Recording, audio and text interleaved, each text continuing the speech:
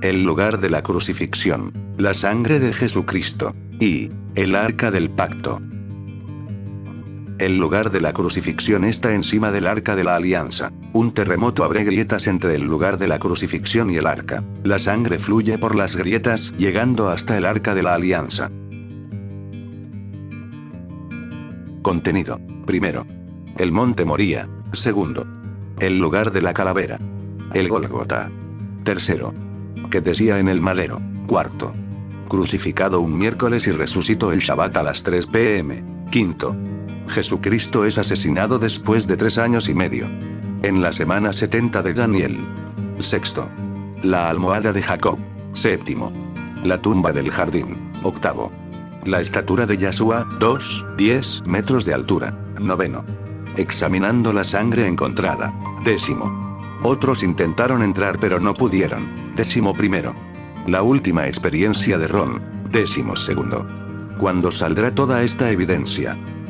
El presente video se basa en el libro El Arca del Pacto, el mayor hallazgo arqueológico de todos los tiempos, escrito por Jorge Flettel Beisa. El secreto legado a Ronald Wyatt. El Arca del Pacto. Durante 800 años, el Arca del Pacto fue tratado como el objeto más sagrado del mundo. En el año 586 a.C. desapareció misteriosamente. Casi 2600 años más tarde, bajo las narices de investigadores y profesionales, un arqueólogo aficionado, Ronald Wyatt, aseguraba haberla encontrado. ¿Por qué Ron Wyatt alcanzó tal privilegio, negando a otros indignados arqueólogos? ¿Seguirá la presión política para mantenerla oculta bajo tierra? El autor ha tenido el privilegio de conocer en persona a muchos de los protagonistas de esta historia y durante más de 12 años ha estado difundiendo este material a través de distintos medios. Aún así, esto no ha sido explotado, pero pronto, cada ser humano tendrá que decidir si creer o no en lo que el cielo ha decidido revelar. El Arca del Pacto y la muerte del Mesías jugarán un papel fundamental. ¿Cómo lo sabemos? ¿Cuál es el plan? ¿Y cómo nos preparamos?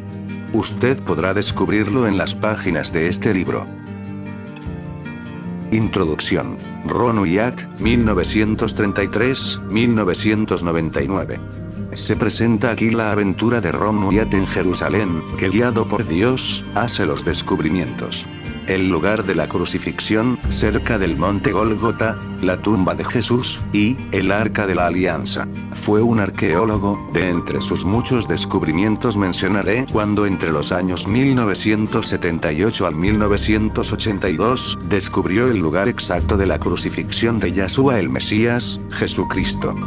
Descubrió el lugar exacto de la crucifixión de Jesucristo. Este descubrimiento ha sido criticado por muchos, pero nadie ha podido rebatir la evidencia que presento. Según narra Ron Wyatt, vio que el lugar había unas grietas. Al excavar esas grietas, se encontró con el arca de la alianza. Por esas grietas fluyó la sangre de Jesucristo hasta gotear en el lugar donde se encontraba el arca del pacto.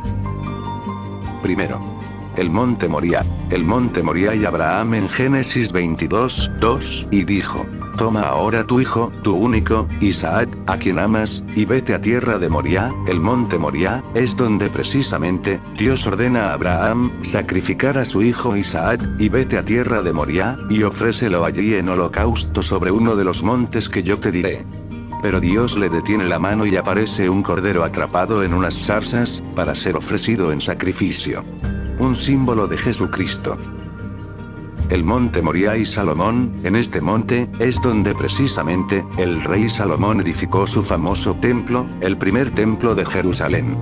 En 2 de Crónicas 3:1, y comenzó Salomón a edificar la casa en Jerusalén, en el monte Moría, donde el Señor se había aparecido a David su padre, en el lugar que David había preparado en la era de Ornán el Jebuseo.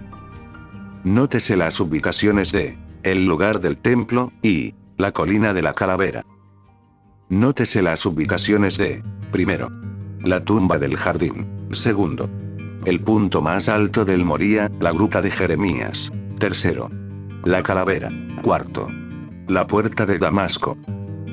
El sitio se encuentra al norte de la ciudad y fuera de la antigua muralla. En color azul, el sitio concreto de mapa de situación 32, sitio concreto de la excavación por Ron Wyatt. Pared del acantilado. Antigua muralla en la zona norte. El templo. El lugar de la crucifixión está situado entre la tumba del jardín y la colina del Gólgota, Monte Moría, fuera de la muralla. La entrada principal de la gruta de Jeremías. Fotografía tomada en el año 1900. El escarpado del Calvario, porque allí se encuentra una cara de calavera que muchos suponen era el Gólgota o Calvario en el que Jesucristo fue crucificado.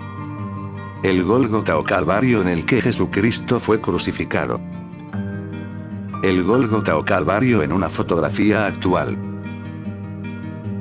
El Gólgota o Calvario en una fotografía actual. El Gólgota o Calvario en una fotografía actual. El Gólgota o Calvario en una fotografía actual. Ubicación geográfica actual. Ubicación geográfica actual. Segundo, el lugar de la calavera. Ron y un amigo, una de las autoridades locales de Jerusalén, se encontraban en Jerusalén, caminando por un antiguo camino empedrado, conocido por algunos como el escarpado del Calvario. Al detenerse en cierto punto, Ron Wyatt involuntariamente levantó su mano izquierda y apuntó hacia la colina de la calavera, a un sitio utilizado como depósito de basura, donde se podía ver un gato muerto en el tope, mientras decía: "Esa es la gruta de Jeremías y el arca del pacto está allí". Aunque estas palabras habían salido de su propia boca y su propio dedo era el que había apuntado, él no había actuado ni dicho esto en forma consciente. De hecho, nunca antes había tenido la intención de excavar en busca del arca. Este hecho sorprendió al acompañante de Ron, quien le dio todas las facilidades para la excavación. En Jerusalén, Tierra Santa, resulta tremendamente difícil obtener permiso para efectuar excavaciones arqueológicas. Para esto, normalmente se exige contar con el patrocinio de alguna prestigiada fundación arqueológica o universidad. Son muchos los que desean aventurarse en la búsqueda de cualquier cosa en esta zona, tanto que las autoridades se han visto forzadas a actuar en forma muy rigurosa. Las siguientes fueron las conclusiones de Ron antes de iniciar las excavaciones. El arca debió ser escondida entre el año 18 del reinado de Josías, cuando se indica que la trasladó al templo de Salomón, y 35 años después, cuando el templo fue destruido. No fue llevada a Babilonia, según la revelación dada por las escrituras, en que se describe en detalle los artefactos que fueron llevados a Babilonia. Ver Segundo de Reyes 24, 13, 25, 13, 18, y en Jeremías 52, 17, 23, y lo que fue traído de vuelta. Ver Esdras 1, 7, 1, 11. Jeremías 28, 3. Era más probable que hubiese sido escondida antes de la destrucción del templo, cuando Jerusalén fue rodeada por el sitio babilónico. Ver Segundo de Reyes 25, 1. De haber sido escondida, lo fue en algún lugar entre los confines del muro de la ciudad de Jerusalén y la pared de sitio babilónico. Considerando que la ciudad entera y el templo resultaron destruidos en el año 586 a.C. por los babilonios, por lo que el arca solo pudo haber escapado de la destrucción o el cautiverio al no encontrarse en lugar alguno dentro de la ciudad. Por consiguiente, el lugar que Ron había apuntado estaba justamente afuera del antiguo muro de la ciudad, y antes del muro del sitio construido por los babilonios. Este era un supuesto basado en el estudio, que consideró como suficiente evidencia para respaldar su decisión de comenzar las excavaciones. En el siguiente libro apócrifo o parabíblico se habla del lugar donde se escondió el arca. En Segundo de Macabeos 2, 1 se halla en antiguos documentos que el profeta Jeremías. En 2 de Macabeos 2, 4, 8, por revelación divina, mandó que le siguiesen con el tabernáculo y el arca, y salió hasta el monte donde había subido Moisés, para ver desde allí la heredad de Dios. Llegado a él, Jeremías halló una gruta a modo de morada, en la cual introdujo el tabernáculo, el arca y el altar de los perfumes, sellando enseguida la entrada. Algunos de los que le acompañaban vinieron luego para poner señales en el camino, a fin de poder hallarlo después más, así que Jeremías lo supo, los reprendió, diciéndoles: este lugar quedará desconocido hasta que Dios vuelva a congregar a su pueblo y tenga de él misericordia. Entonces dará a conocer el paradero de estas cosas, aparecerá su gloria, y asimismo la nube, como se manifestó al tiempo de Moisés y cuando Salomón pidió que el templo fuese gloriosamente santificado. El escritor, en esta carta a los hermanos judíos que moran en Egipto, los hermanos judíos de Jerusalén y de Judea, explica de dónde obtuvo esta información. Esto mismo se refiere en los escritos y memorias de Nehemías, y se dice además, que había reunido una biblioteca y puesto en ella los libros de los reyes, los de los profetas y los de David, y las cartas de los reyes sobre las ofrendas. Así también Judas reunió todos los libros dispersos por la guerra que tuvimos que sufrir, que ahora se hallan en nuestro poder. Si, pues, tuviereis de ellos necesidad, mandadnos quienes os los lleven. En vista de los hechos, es posible que esta cita de Segundo de Macabeos hubiese sido distorsionada a través de los años y que originalmente se escribiera que el arca fue escondida no en la montaña en la que Moisés vio la heredad de Dios, Monte Nebo, Deuteronomio 32, 49, sino más bien en la montaña que Moisés vio cuando observó la tierra prometida. Desde Nebo, podría haber sido capaz de mirar así a Jerusalén y al Moría a causa de la altitud. En el libro pseudoepigráfico llamado Paralipómenos de Jeremías, que quiere decir las palabras que quedaron de Jeremías, aparece escrito que él, en obediencia al mandato de Dios, escondió los objetos sagrados del templo justo antes de la destrucción de Jerusalén. No obstante, a pesar de que estos libros no son fuentes aceptadas como enteramente confiables, afirman que efectivamente fue Jeremías quien escondió el arca y otros objetos del templo. Lo que es consistente, puesto que Jeremías era profeta en Jerusalén durante el tiempo del rey Josías, durante el período cuando el arca fue traída de vuelta al templo y hasta el tiempo de la destrucción de Jerusalén. Entonces parece adecuado suponer que Dios permitiera a Jeremías esconder el arca y otros objetos sagrados. El lugar de la calavera. El sitio al que Ron apuntó estaba ubicado a lo largo del escarpado del monte Moría. Esta ladera es conocida por algunos como el escarpado del Calvario, porque allí se encuentra una cara de calavera que muchos suponen era el Gólgota o Calvario en el que Cristo fue crucificado. Misteriosamente aún hasta el día de hoy en esa ladera de roca, desde dos ángulos distintos, se pueden apreciar dos caras de calavera. El nombre Gólgota también significa pelón, y justamente en ese lugar, que queda en la parte exterior del muro, los antiguos excavaron una parte del monte, con el propósito de evitar que desde la cumbre exterior del monte se lanzaran proyectiles hacia el interior de la ciudad. Lo que contradice la creencia popular de que Jesús fuera crucificado en la cima del monte. Sin embargo, esto confirma lo que dicen las Sagradas Escrituras, que el lugar donde Cristo fue crucificado era un lugar de mucho tránsito peatonal, Mateo 27, 39, y por lo general la gente prefiere evitar el tener que transitar subiendo y bajando cumbres. Tercero, que decía el madero. Una cita bien conocida de Quintiliano explica: siempre que crucificamos criminales, se escogen vías muy transitadas para que todos puedan verlos y sean movidos a temor, porque todo castigo no tiene tanto que ver con venganza sino con el ejemplo. De esta manera, las crucifixiones romanas se componían de tres elementos básicos, los que se encuentran perfectamente descritos en el registro de la crucifixión de Jesucristo. En efecto, primero eran azotados. Luego los condenados debían cargar sobre sí el madero hasta el sitio donde serían crucificados o amarrados sobre un madero en forma de cruz para finalmente ser elevados en él para dejarlos caer en un hoyo previamente preparado para su asentamiento. Asimismo, en esta acción estaba involucrado otro elemento. Para que se convirtiera en un disuasivo, el crimen de la víctima tenía que ser expuesto a plena vista de los transeúntes, y para que se cumpliese este propósito, utilizaban los titilus, que consistían en una tabla cubierta de yeso escrita con letras negras de tamaño de 15 a 20 centímetros y en 3 idiomas. Hay que agregar el hecho que en Jerusalén se usaban como lengua común 3 idiomas distintos: el hebreo, el griego y el latín. Jesucristo fue crucificado a los 29 años de edad.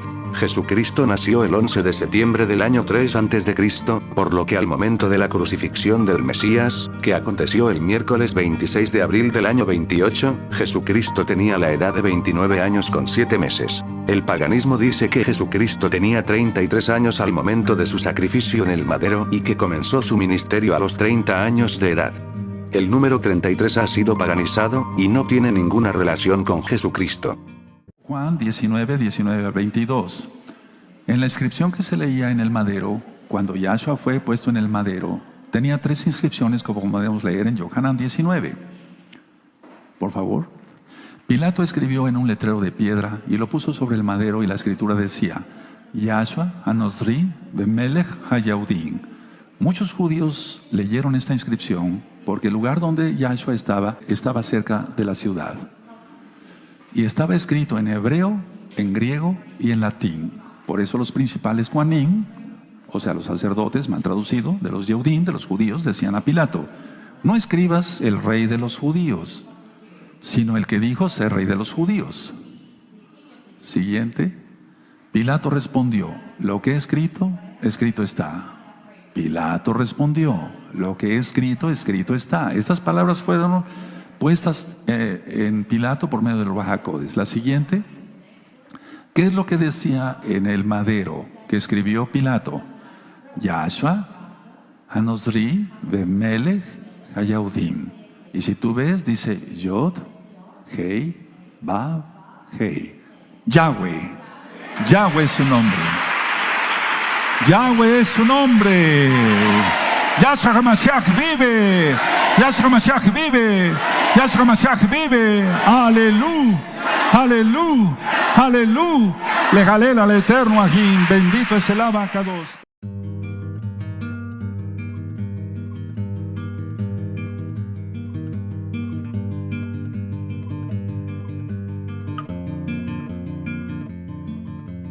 ¿Qué día resucitó Yahshua? Resucitó el Shabbat, a las 3 p.m., en Mateo 12:40, se deja claro el tiempo, que estuvo 3 días y 3 noches, unas 72 horas seguidas. Yahshua murió en el madero el día miércoles a las 3 p.m., y resucitó el Shabbat a las 3 p.m., estando 72 horas dentro de la tierra. Muchos confunden el Shabbat semanal con el Shabbat alto de panes sin levadura, por esta razón dicen que Yahshua murió en el madero un viernes a las 3 p.m., Yahshua no resucitó un domingo, Yahshua resucitó antes del inicio del primer día de la semana, domingo, esto es antes de las 6 p.m., del sábado, ver Mateo 28, Marcos 16, Lucas 24 y Juan 20. Un día para Yahweh comienza a las 6 p.m. y termina 24 horas después. Un día diurno tiene 12 horas y una noche tiene 12 horas, por esta razón, se habla de 3 días y 3 noches. ¿Dónde dice en la Biblia que para Yahweh el día empieza a las 6 p.m.?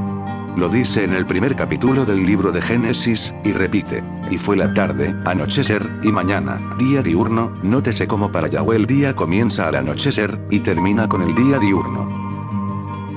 Cuarto, Jesucristo es asesinado después de 3 años y medio. Y después de las 62 semanas, dice literalmente, se quitará la vida a Mesías.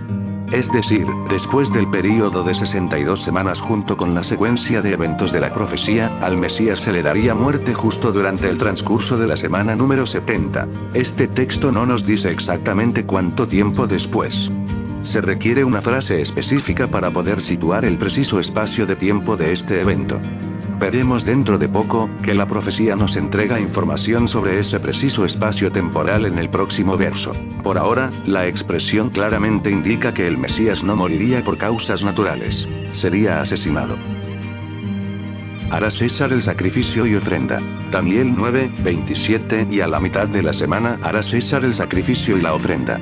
Esta es la última semana de la profecía de Daniel. Desde la aparición del Mesías hasta el tiempo de su muerte, que sería a la mitad de la semana, o 3 años y medio. Fue el discípulo Juan, quien registró el evento de la fiesta de la Pascua anual, o Pesaj, a la que Jesucristo asistió, nos proporciona la evidencia que realmente pasaron 3 años y medio, entre el día del bautismo de Jesucristo y el día de su crucifixión. Juan 19:30, consumado es. Quinto, la almohada de Jacob. Diagrama del sitio de la crucifixión en la zona de la tumba del jardín. Altar de piedra, estante del altar usado en la iglesia primitiva. La grieta que se extendía desde el hoyo de la cruz en la plataforma elevada, habría sido causada por un terremoto, ya que no mostraba evidencia de haber sido tallada y parecía ser mucho más profunda que el hoyo de la cruz de Cristo. En ese momento Ron no trató de despejarla ni de medir su profundidad. No fue sino hasta un año después que descubrió que la grieta se extendía a más de 6 metros bajo el suelo rocoso. Grande fue mi sorpresa cuando logré percibir que había una mejor y más notable explicación para esta extraña roca empotrada en la pared del Moría. Después de efectuar una lectura más profunda del Génesis y en especial del capítulo 28, creo haber logrado identificar el origen de esta singular roca empotrada en la pared. No se trataba del altar de Abraham, sino de la roca que Jacob utilizara como almohada y que levantara como aquella señal que hoy forma parte de esa profética casa de Dios, que se construyó años después y justo en el lugar donde Jesús iba a ser ofrecido en sacrificio. Pues se trataba de una roca en forma de almohada, en el lugar donde Jacob vio a Cristo sirviendo de escalera para reconectar el cielo con la tierra, y según creía Ron, en ese lugar se encuentra también la puerta al cielo. Génesis 28, 17. Y tuvo miedo, Jacob, y dijo: «Cuán terrible es este lugar. No es otra cosa que casa de Dios, y puerta del cielo. Cuán terrible es este lugar, pues se trata de donde el Hijo de nuestro Creador fuera crucificado». Fechando los restos del edificio. Durante el transcurso de la excavación, Ron encontró monedas que le ayudaron a fechar el edificio. Una de origen romano con el rostro del emperador Tiberio, quien gobernó desde el 14 al 37 después de Cristo. Esta fue la moneda más antigua hallada, pues las monedas más recientes databan aproximadamente del año 135 después de Cristo, pero ninguna posterior. Esto es consistente y coincidente con la historia conocida de Jerusalén, por lo tanto, fijó la fecha del edificio entre el tiempo de la crucifixión y el 135 después de Cristo. Sexto. La tumba del jardín, la sepultura temporal de Yahshua el Mesías. La tumba del jardín se encuentra en la siguiente posición disponible, inmediatamente al sureste del complejo de tumbas del período del primer templo. Especialmente en Jerusalén, por tradición milenaria, todo judío deseaba ser sepultado cerca de la tumba de sus ancestros. Los reyes extranjeros tenían sus propias tumbas cerca de los puntos más altos de la ciudad. Mientras más alta se encontraba la sepultura, mayor era su importancia. La ubicación de la tumba del jardín es obviamente la primera opción para la sepultura de los nuevos ricos en el tiempo de Jesucristo. Yahshua, y José de Arimatea era uno de los tales.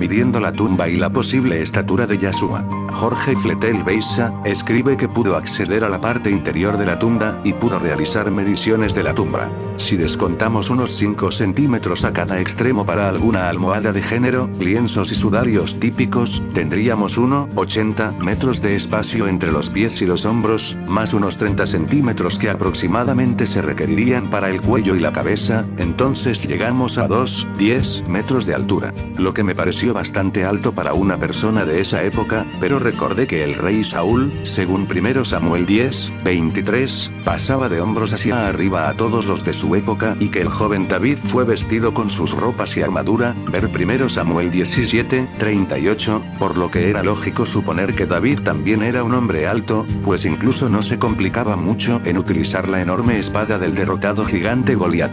Entonces, dado que Jesús descendía directamente de David, y ambos reyes habían sido una figura de cómo Jesús sería en el futuro, era razonable suponer que su porte debía ser también superior de hombros hacia arriba del común de la gente de su época. Diagrama de la tumba del jardín. 1. Entrada a la antecámara. 2. Umbral bajo a la cámara funeraria. 3. Paredes de roca baja. 4. Lúculus, nicho de enterramiento. Lugar del entierro de Jesucristo. 5. Hendidura para losa de piedra vertical. 6. Antecámara. Cámara de llanto. 7. Ventana pequeña. 8. Reposacabezas excavadas en la roca. 9. Borde áspero. 10. Estante inacabado donde los huesos se han mantenido, pero nunca estuviste aquí. Diagrama de una típica tumba lujosa hebrea del primer siglo.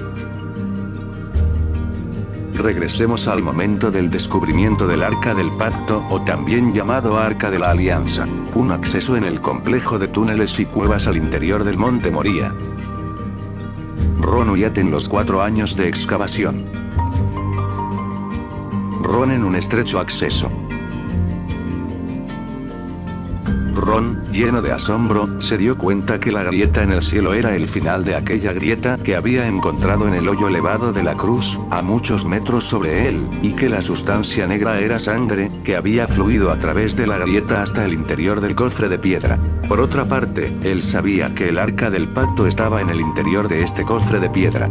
Lo más abrumador y sorprendente del hallazgo consistió en descubrir que la propia sangre de Jesucristo, Yahshua el Mesías, había literalmente caído sobre el asiento de la misericordia, el propiciatorio. La promesa que Ron recibiera, había sido cumplida.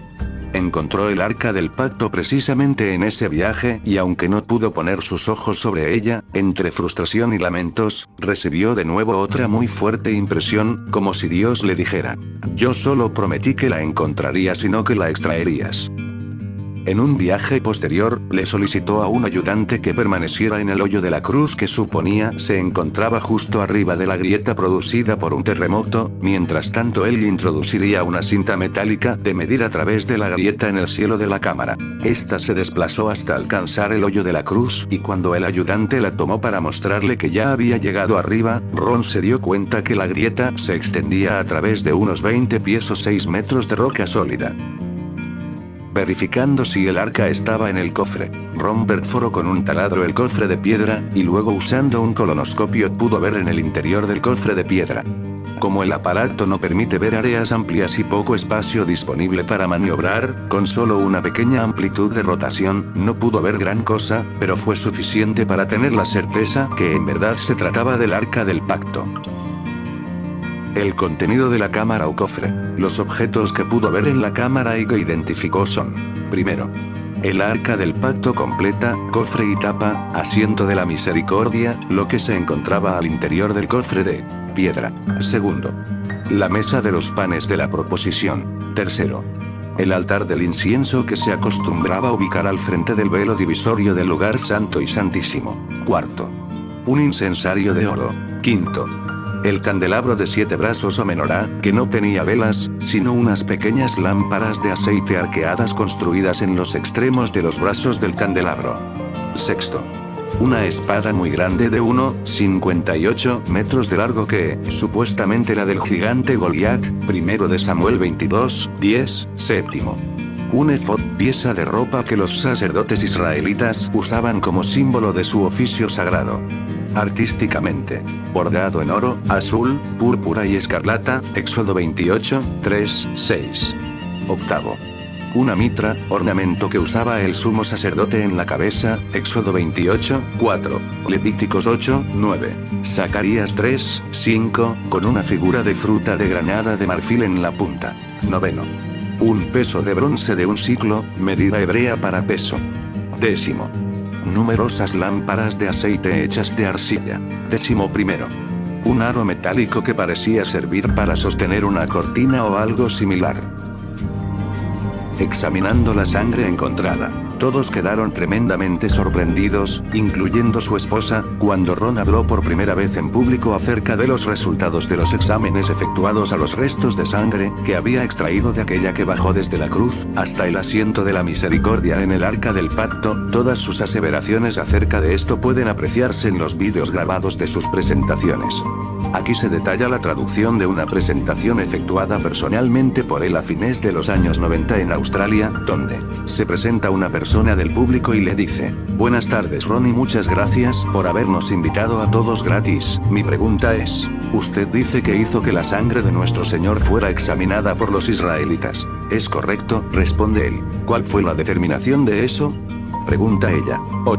Comunica a la gente que no le será posible responder más preguntas por falta de tiempo. Muy rápido. Sangre seca es sangre muerta. Todos saben eso. De acuerdo, pueden examinar la sangre de los faraones, las momias de los faraones, hay ciertas cosas que pueden hacer, no pueden obtener cuenta de cromosomas, por ningún método que me sea familiar, ¿de acuerdo?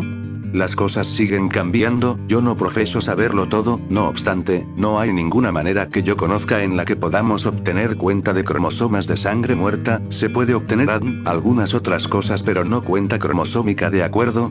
Esto se logra con células blancas vivas. Entonces, primero que nada en este análisis, yo tomé la sangre a uno de los laboratorios en Israel, le pregunté a una de las personas con que yo había trabajado en el departamento de antigüedades, ¿dónde hay un buen laboratorio que haga un trabajo confiable? Ellos me dijeron tal y tal, la llevé, solo dije, por favor, examinen esta sangre y díganme lo que me puedan decir en relación a ella. Ellos me dijeron, bien, mire, la vamos a reconstituir, la pondremos en un sellado normal y la mantendremos a temperatura corporal por 72 horas en movimiento suave. Bien, es su asunto, eso es grandioso, les dije ahora que yo quería estar allí cuando la examinen. Ellos dijeron que bueno. Entonces volví, ellos la examinaron, yo les dije ahora, ellos dijeron es sangre humana, ¿podemos decir eso? Hicieron cualquier examen que fuera necesario hacer, entonces les dije, tomen algunas de las células blancas, pónganlas en un ambiente de desarrollo de cultivo, manteniéndola a temperatura corporal por 48 horas, entonces dijeron que no sería nada bueno porque es sangre muerta, les dije, les pedí, por favor que lo hicieran para mí, de acuerdo, lo haremos. Entonces, de todas maneras, les dije que me gustaría estar allí cuando ellos la saquen para examinarla. Entonces volví, ellos la sacaron y la examinaron en el microscopio, y luego un técnico llamó al otro para que se acercara y luego llamaron al jefe, ellos hablaban en hebreo a 1 milla por minuto, muy rápido, por un poco de rato me miraron y me dijeron, señor Uyat, esta sangre humana tiene solo 24 cromosomas en ella. Toda otra persona tiene 46, como ven, 23 de la madre, 23 del padre, 22 autosomas de tu madre, 22 autosomas de tu padre. Obtienes un cromosoma X de tu madre, puedes tener un cromosoma X hoy de tu padre. Bien, esta sangre tenía 23 cromosomas de la parte materna, un cromosoma y solamente. Como ven, este tipo de niño no podría haberse desarrollado si no hubiera obtenido los autosomas de su madre. Entonces, todas sus características físicas fueron determinadas por el lado de la familia de su madre, sus autosomas. Su masculinidad fue determinado por este cromosoma y que provino de una fuente masculina no humana. Luego ellos dijeron, esta sangre está viva, y luego preguntaron de quién es esta sangre. Ron se emociona, yo les dije, es la sangre de vuestro Mesías. La gente aplaude. Y les aseguro que la vida de esos hombres ha cambiado. Posteriormente Ron volvió a la cueva para confirmar que realmente se trataba del Arca del Pacto, él informó al gobierno israelí sobre el descubrimiento, pero se le dijo que se mantuviese en silencio. Ron visitó la cámara en varias oportunidades. En la parte trasera del arca había un pequeño cubículo abierto, el cual contenía el libro de la ley, quizás el que Moisés escribió por sí mismo. De acuerdo al entendimiento de Ron, el libro de Génesis no estaba allí. Algo que le asombró a Ron es que los rollos estaban escritos sobre pieles de animales y estaban en buenas condiciones. Ron se dio cuenta que el Arca del Pacto tuvo que ser llevado a esta cámara de alguna forma. No pudo haber sido por donde él lo hizo, ya que tuvo que cortar entre la piedra para poder entrar. Removiendo algunas de las piedras, encontró una entrada más amplia hacia el sur, hacia la cueva de Sedequías al otro lado del camino, donde la imagen en piedra de un querubín había sido hallado. Sin embargo, esta cueva estaba bloqueada por muchas piedras grandes, y Ron no tenía forma de moverlas fuera del túnel desde donde él entró. Otros intentaron entrar pero no pudieron. Las distintas personas que tuvieron conocimiento de lo que Ron había descubierto eran pocos, trataron de ingresar al lugar, pero todos ellos no pudieron llegar hasta el lugar exacto donde se encontraba el Arca del Pacto por derrumbes o accidentes dentro de los túneles que conducían a la cámara donde estaba el arca. Existe otro caso de 6 sacerdotes descendientes de la línea de Aarón, intentaron entrar a ocultas con la autorización del gobierno israelí pero murieron, estaban equipados con sistemas de comunicación de doble vía conectados a sus oídos. Luego, a los pocos metros de que hubiesen entrado y para el terror del equipo humano de respaldo, desde el interior se escucharon terribles gritos de espanto. Después de las autopsias, se concluyó que misteriosamente todos habían muerto de un daño masivo cerebral. Algo que no es muy común que suceda en una persona, más aún en 6 personas en forma simultánea. Ron tuvo que arrastrar cada uno de los cadáveres hasta el exterior. Después que Ron vivió estas experiencias, ya no era el mismo, hablaba con mucho sentimiento, muchas veces lloró en público. Pensaba, ¿cómo era posible que Dios lo hubiese considerado como digno de tan grandes privilegios? Estaba dispuesto a todo por su Señor. Todo esto demostraría que Ron Wyatt fue favorecido por el Todopoderoso para que él fuera quien descubriera el Arca del Pacto, y solo él pueda filmar con su cámara de video el contenido del Arca del Pacto y los otros objetos encontrados juntos al Arca. La última experiencia de Ron, en una de las últimas oportunidades en que llegó al lugar, llevando su cámara de filmar, se encontró, para su sorpresa, que la cueva estaba iluminada desde el interior. Sorprendido, pudo darse cuenta que la cueva había sido limpiada, se habían extraído todos los escombros. La pared del fondo de la cueva emitía luz propia, los utensilios habían sido ordenados y en su interior se encontraban 4 personas, de apariencia normal. El Arca del Pacto estaba sin sus varas, lo que era muy extraño, pues las ordenanzas antiguas indicaban que estas varas no podían ser nunca retiradas de ella. Producto de esto, Ron dedujo que esto significaba que el arca había llegado a su lugar definitivo, justo debajo de la cruz, como depositario eterno de la sangre de nuestro Señor. Sin poder entender lo que pasaba, y aún atónito, uno de los personajes al interior, que sospechaba eran ángeles, le pidió que preparara su cámara de filmar y que luego se acercara. Obedeció en forma automática. Entonces, cada uno de ellos se puso en una de las 4 esquinas del Arca del Pacto, levantaron el propiciatorio. Entonces le pidieron a Ron que extrajera las tablas con los 10 mandamientos. Ron se consideraba indigno para ello, más aún sabiendo lo peligroso que significaría tocar el arca. Sin embargo, obedeció, confiando en aquella sangre que nos justificó ante el Padre. No tuvo problemas, le pasó las tablas al ángel, quien las puso en un lugar especial dentro de la cueva, fuera del arca. Conversaron con él y le dijeron muchas cosas, en pocas palabras. Misteriosamente, dice que entendía más de lo que le hablaban. El ángel le dijo que si se mantenía fiel, entonces sería parte de este descubrimiento cuando se hiciera público. Pero, que debía mantenerlo firmado en secreto, hasta un tiempo determinado por Dios, cuando Él mismo, con su poder lo diese a conocer junto con la sangre de nuestro Señor. Para mostrar al mundo las pruebas de la importancia de su ley y la divinidad de Cristo. Y que esto sucedería justo, después de que públicamente las autoridades mundiales impusieran leyes en contra de la ley de Dios, y en especial del día de reposo enseñado en las Sagradas Escrituras, el Santo Shabbat. Se despidieron y Ron partió directamente al hotel, donde lo primero que hizo fue revisar si lo sucedido había sido filmado por la videocámara.